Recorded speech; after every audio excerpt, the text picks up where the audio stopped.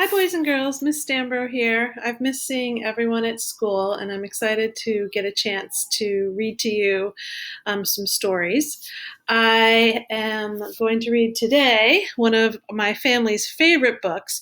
It's called Where the Wild Things Are, with story and pictures by Maurice Sendak.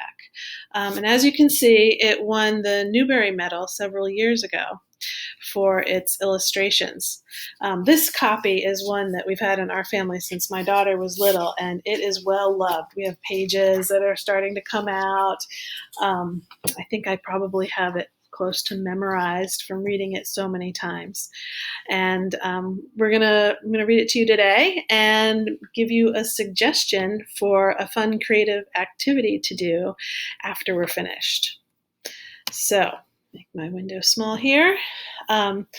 So, Where the Wild Things Are by Maurice Sendak. The night Max wore his wolf suit and made mischief of one kind and another. His mother called him Wild Thing, and Max said, "I'll eat you up." So he was sent to bed without eating anything. And that very night in Max's room, a forest grew and grew and grew until his ceiling hung with vines and the walls became the world all around. And an ocean tumbled by with a private boat for Max, and he sailed off through night and day and in and out of weeks and almost over a year to where the wild things are. And when he came to the place where the wild things are, they roared their terrible roars and gnashed their terrible teeth and rolled their terrible eyes and showed their terrible claws.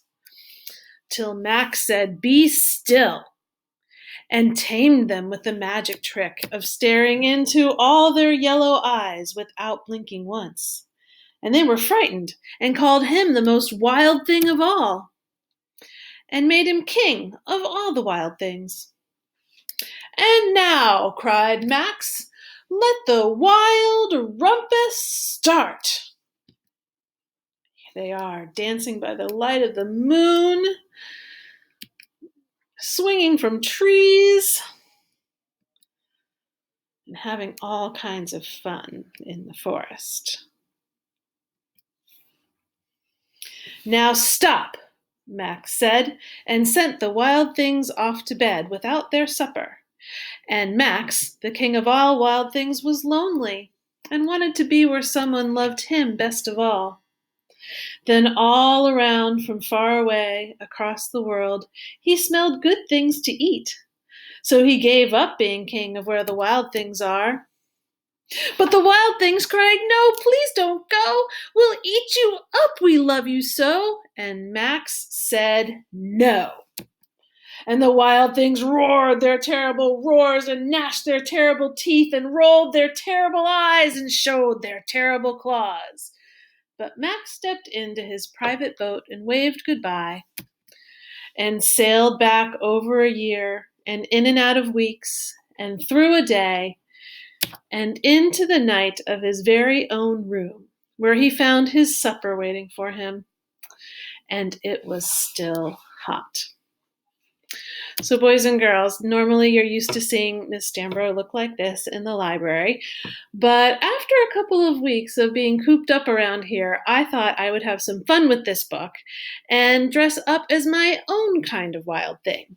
So I'm going to show you the picture of me as a wild thing, and I am hoping that you will take some time at home and come up with a wild thing costume or wild thing hair and makeup, or just make me a wild thing face and send it to me through Seesaw or your Google Classroom. So here I am,